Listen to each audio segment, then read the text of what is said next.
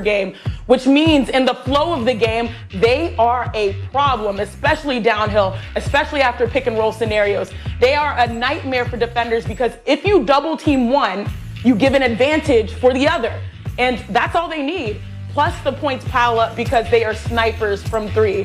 And they can also get to the foul line. They are a dynamic duo, and I cannot wait for the trio because that's when things will really get interesting. Yeah, it will be fascinating if it's tonight or if it's sometime later this week to see all three of these guys together. And the Nets currently the favorite to come out of the East with the Bucks. Irving to be available to play because in those past 6 games that Kyrie has missed, he has never been listed as anything but out. But I want to remind everybody that the reason that Kyrie Irving right now is listed as out for, or had been listed as out for personal reasons, and then for the health and safety protocols, right now where that stands is that he was ramping up his on-court action. The Nets did not want, after such a long layoff, for him to just go back and have his first on-court action be in a game. So Steve Nash said that the hope is that he would be able to get in a couple of reps, even though they didn't have a formal practice on Sunday, so that he could get his legs back under him. He didn't, again, they did not have a formal practice. So that is where Kyrie Irving stands in terms of if he is able to play later today. He hasn't had a practice under his belt, but he would just have gone through some of those personal individual workouts, and that's what the Nets had wanted to see from him before they put him back in a game. So the three superstars could be on the floor together tonight for the first time. We bring in our NBA analyst, Chiney. So, Chiney, it's not a fantasy league. There's only one basketball. All three of these guys are alpha scorers. What's going to be the hardest part of meshing the new big three in Brooklyn? First, David, I love the Brooklyn Big Three, even though it hurts my Houston Rockets, but it's all good. And I love being able to say, B unit. But the biggest challenge when Kyrie Irving returns is all of them buying into Steve Nash's vision, knowing that it will take collective sacrifice for them to be successful. You know what they say, two's company, three's a crowd. Well, when there were two, you mentioned it, James Harden scored or assisted on 63 points, and KD had a season-high 42. But when it's a big three, will they accept or resist when it's someone else's night?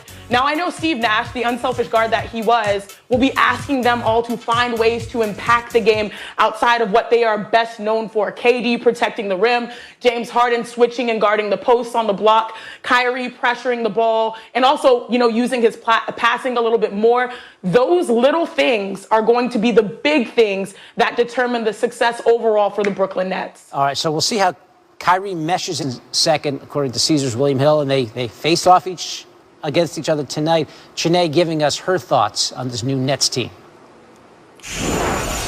U.S., an incredibly meaningful day that always has a lot of great NBA action. How about this one? Bucks and Nets. What a debut it was Saturday for James Harden, a 32-point triple-double. Again, this came in his first game with his new team. Nobody had ever done that before, a triple-double. As for KD, he had a season-high 42 points. How about scoring? The Bucks have the NBA's most efficient offense. Giannis is being Giannis, averaging a double-double, 26 and 10 per game. Back to the Nets. Kyrie hasn't played since January 5th because of personal reasons, well documented, and then for violating COVID protocols. He's officially listed as questionable tonight. Let's bring in our NBA reporter, Malika Andrews. And Malika, it's been 13 days, count them, 13 days since Kyrie last played a game. Again, listed as questionable tonight at home against Milwaukee. What are you hearing about his chances of playing? Well, Sage, this opens the door for Kyrie Irving to be available to play because in those past 6 games that you mentioned that Kyrie has missed, he has never been listed as anything but out. But I want to remind everybody that the reason that Kyrie Irving right now is listed as out for, or had been listed as out for personal reasons, and then for the health and safety protocols, right now where that stands is that he was ramping up his on-court action. The Nets did not want, after such a long layoff, for him to just go back and have his first on-court action be in a game. So Steve Nash said that the hope is that he would be able to get in a couple of reps, even though they didn't have a formal practice on Sunday, so that he could get his legs back under him. He didn't, again, they did not have a formal practice. So that is where Kyrie Irving stands in terms of if he is able to play later today. He hasn't had a practice under his belt, but he would just have gone through some of those personal individual workouts, and that's what the Nets had wanted to see from him before they put him back in a game. Yeah, after missing so much of last season, the last thing they need is more injuries with Kyrie Irving. You got to wonder what he was thinking when he saw James Harden, Kevin Durant combine for a 74-point Saturday against Orlando, scoring or assisting on 107 of their 122 points. Malika, what will be their focus tonight against Giannis and this talented Bucks team? Well, Sage, while the Nets fans, while NBA fans are saying, wow, this duo can score, what James Harden and Kevin Durant were focused on after the game was that they combined for 15 of the team's 19 turnovers. Kevin Durant joked that, hey, I'm going to need to talk to my new teammate about how we can get that ratio down just a little bit. And Steve Nash, when he was looking over Kevin Durant and James Harden's stats after the game, he joked that James Harden almost had a quadruple double because he had 9 of those combined 15 turnovers. So they said that they're not that concerned. That comes with time. That comes with chemistry. That comes with gelling. James Harden's passing was really on display last game, and he said some of those reads were just a tiny bit off, and that comes with getting to know his new teammates. If Kyrie Irving, if and when he's added to the mix tonight or added to the mix in the future, James Harden said that he's not all that worried about how they're going to figure out their on-court chemistry because, in his words, they're all hoopers. And he said that it's going to be, quote, scary hours when those three get on the court together. Yeah, I think a lot of people agree with that sentiment for sure. 7:30 Eastern Time tip tonight in Brooklyn with the two teams many believe will be battling it out for supremacy in the Eastern Conference. You know, the win, your teammates out there learning, getting to know you. What did you, though, learn about your teammates tonight? We have some special talent in this locker room.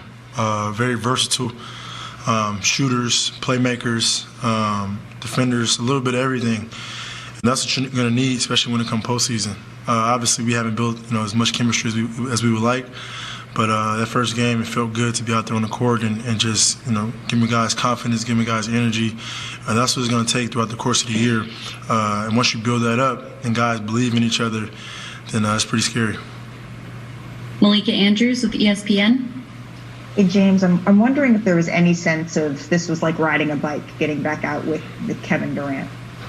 I'm a hooper, so I just, like I said, I'm very unselfish. I'm willing to just do whatever it takes to win, and obviously KD is just a elite, like just different type of basketball player as far as the way he's able to score the basketball. It's so easy for him, and I know that. So I just want to make it a little bit more easier if I can, and then for the rest of the teammates, our shooters and our bigs, make it easier for them. So yeah, it was pretty easy out there. Greg Logan with Newsday. James, yesterday you said when you were asked what talent do you need to improve or emphasize or whatever, you said playmaking. And it seemed like that's what you were concentrating on tonight. You got everybody's shots, you distributed the ball, you moved it quickly, and then when you had to, you turned it on offensively. So can you say, is that you expect that to be your approach going forward, especially when they add Kyrie Irving to the mix? For me, I'm just, I have so many dimensions to my game. I just take whatever the defense gives me. I play the game the right way, or at least I try to every possession, and just takes whatever the defense is giving me. And like I say, whoever has the hot hand, that's who deserves the ball. The basketball finds energy. It finds people that have good energy, good spirit. So that's what I try to bring to the game tonight. Brian Lewis with the New York Post. Hey, James. It's hard to get in somebody else's head, but I mean, you made it pretty clear that you wanted to be in Brooklyn, and at least it seemed like you were really enjoying yourself out there tonight. I'm just curious, now that the game's over, I mean, did it feel like what you expected, and how did it feel? How would you describe it? It felt unbelievable. I mean, I hope you can tell by my smile and my play. Just excited and for the opportunity. This is an unbelievable organization from top to bottom. And, for me, all I have to do is just go out there and be the best, James Harden I can be. And, good things will happen. Christian Winfield with the New York Daily News. Hey, James, one thing about